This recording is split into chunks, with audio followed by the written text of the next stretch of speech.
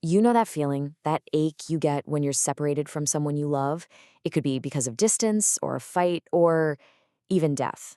That feeling of loss, well, it's something we all go through. And right alongside it, there's always this little spark of hope, right? A hope that one day you'll see them again, that the lost will be found. It's a question that hits deep, and it's actually the beating heart of a really powerful sermon by Pastor Elvis that we're going to break down today.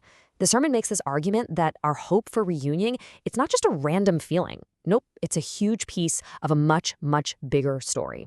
So let's get into it. All right, here's our game plan for this explainer. We're going to start with that pain of separation, then get into these two opposing forces of gathering. We'll see how gathering can be used for rebellion, but also for love.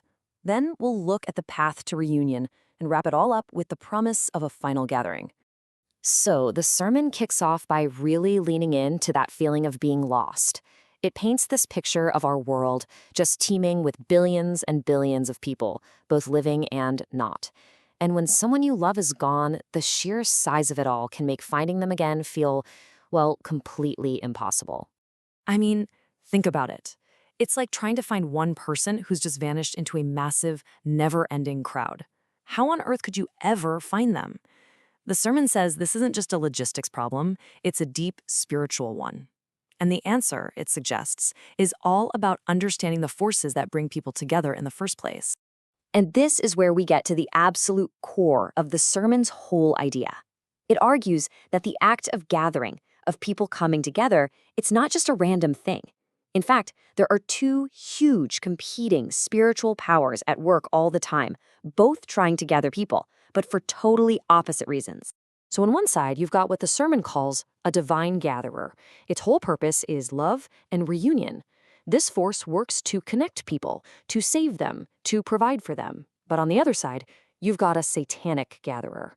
And this one is driven by rebellion and chaos. It gathers people together just to scatter them, to destroy things, to create confusion. The big takeaway is that anytime people get together, one of these two forces is behind it. Okay, so let's dig into that first one, the negative force. The sermon explains that some gatherings are all about stirring up chaos and pushing back against divine order.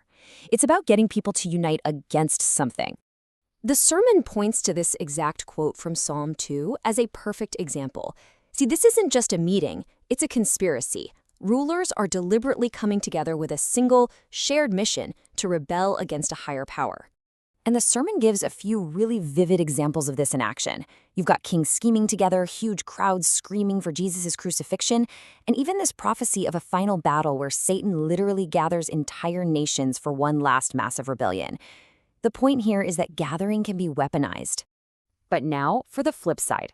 In total opposition to all that rebellion, the sermon shows us a completely different kind of gathering, one that comes from a place of intense love and this deep desire to unite and care for people. This quote from Matthew's Gospel, man, it's really the emotional center of this whole idea. The sermon just zooms in on this image of a hen gathering her tiny chicks under her wings. It's not about power or control. It's about protection, it's about warmth, and it's about this overwhelming instinct to pull the vulnerable into a safe place. So, to put it simply, the sermon defines this divine gathering as a deliberate act of love. It's this force that intentionally sets up reunions, provides what people need, and cares for those who are lost. And the motivation behind all of it is love. It's not just some passive hope. It's presented as an active, working power. Okay, so that all sounds great, but how does it actually work in the real world? Well, the sermon shifts from the big idea to the practical examples, showing how this divine gathering isn't just an abstract concept, but a force that actively shapes events to get people and things right where they need to be. The sermon lays out a few key stories. Right back in the creation story, God actively brings Eve to a lonely Adam. Later, in Exodus, God sends Aaron out to meet Moses way out in the middle of nowhere. And when Abraham is being tested, he's led to the exact spot where a ram is waiting for him. You see the pattern?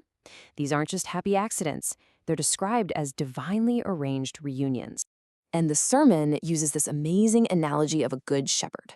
A sheep has no idea where to find green grass or calm water, but the shepherd does, and he leads them right to it.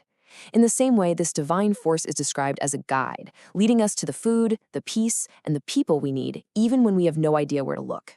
And this all builds to some of the most mind-blowing stories of reunion in the sermon. A widow's son, who is dead, is brought back and returned to her. A father's son is healed and given back to him.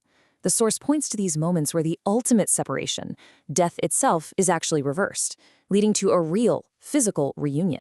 So, all of this is leading to the sermon's final, ultimate point.